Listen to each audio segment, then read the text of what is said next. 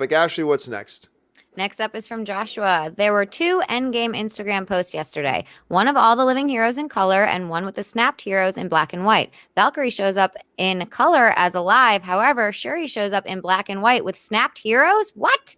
Yeah, this was great because it was actually as we were doing the show yesterday. Fact checker Jonathan sent in and said, "Hey, Valkyrie's here," and they sent in that one image.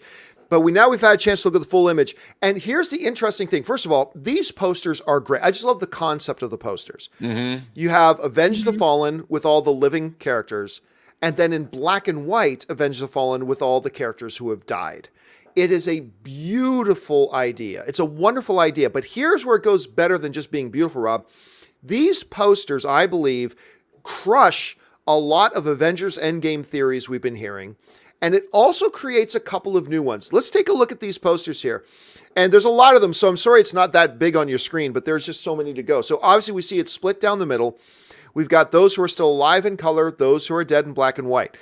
Interesting to note, on the dead side, I believe there's only 3 characters here who have died as a result of the snap. Gamora clearly did not die as a result of the snap. Vision didn't die as a result of the snap. Loki did not die as a result of the snap. And I think that's it. I think that does it for all the characters who died, but did not die as a result of the snap. On the living side, there are a couple of characters we did not know whether they were still alive or not. And this is where a number of the theories come in. First of all, down in near the middle, lower part of the middle, you've got Pepper Potts. You got Pepper Potts there. Boom, there goes a bunch of theories, because there were a number of theories out there that revolved around the notion that Pepper Potts was dusted. Tony gets back, he finds out she dusted, that she was pregnant at the time. He finds a thing of hers, and that's going to be a big piece of motivation for Tony. There goes that theory. That theory's now gone and out the window. Another character we did not know, if we look at the bottom center of the image there, another character we didn't know Hap was there. There were a number of theories floating around about Hap being dusted as well, also going into Tony. Right beside Hap, we have Wong. And there were I read a bunch of things, smaller theories that didn't gain a lot of traction, but I do remember seeing a bunch of theories about Wong was also dusted, that left the sanctum unprotected, and that some entity came in and took over the sanctum, and that will lead and be a part of Endgame as a whole and all this kind of stuff. Well, there goes those theories. Wong is still alive. Wong is still there. So that's the thing. But here's one of the most exciting ones to me is right beside Wong, of course, is Valkyrie.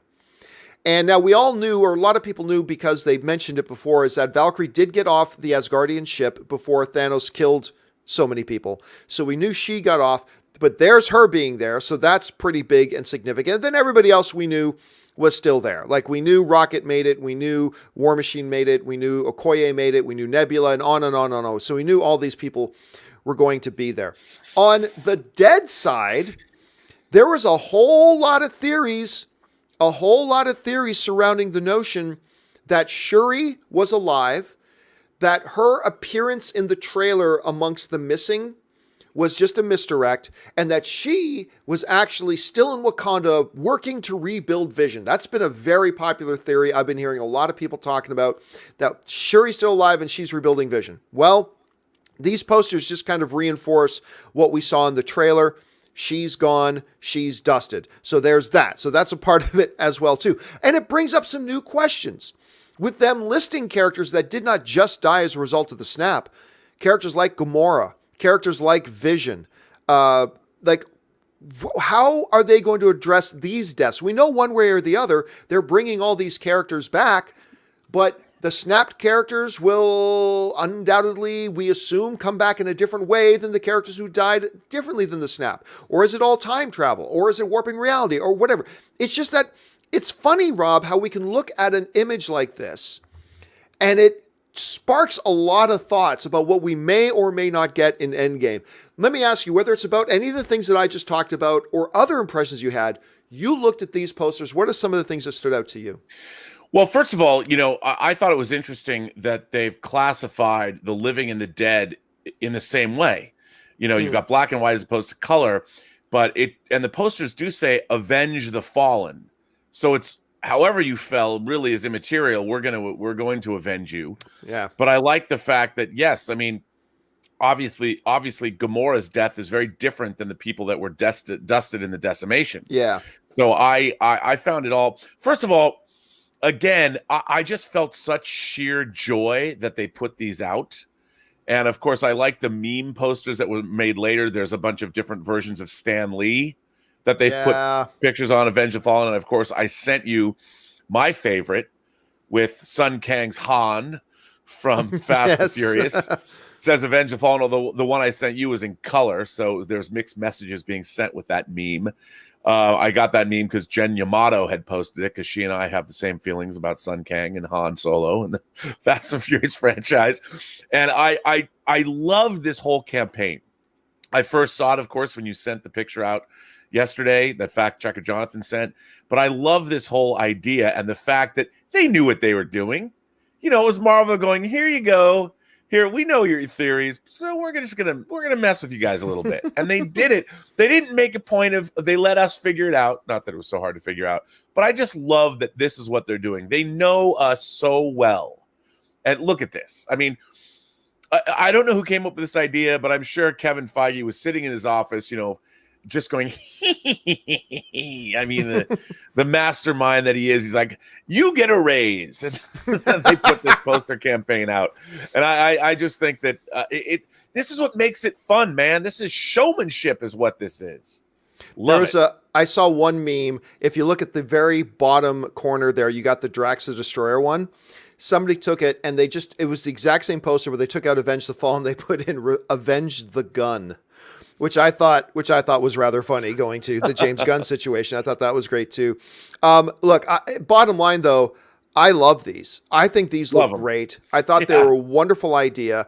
And as far as marketing, cheap. Oh, yeah. All you got to do is get some graphics put together, release them online, and you don't have to spend money on a TV spot. You don't have to you just sit back and watch every idiot like us sit there and talk about it. Woo, these pictures are in black and white. What does that mean? I mean, it's ridiculous. It's ridiculous that we do this. I had people who were convinced I was lying, that they hadn't seen these posters on Twitter. They're like, that's not true. How do you know Shuri's really dead? And I'm just like, well, no, it's true. She's dusted according to Marvel. And people were like, but that's not real. I'm like, okay. Sky's not blue either. Hey, look, let's not discount. Let's not throw out the idea that look, if we're going to say they'll go through a lot of energy and effort to put in some misdirects in the trailers, which would be very hard, we can't completely throw out the notion that maybe they'll use posters to throw in some misdirects as well. So sure, there's that, but barring that, it looks like they've confirmed for us Shuri's dead.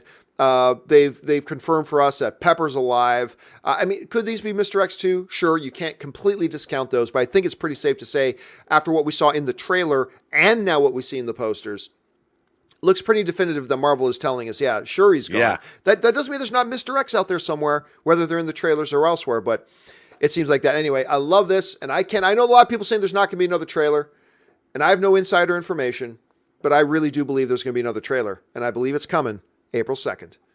I believe it's going to drop while we are at CinemaCon in Las Vegas.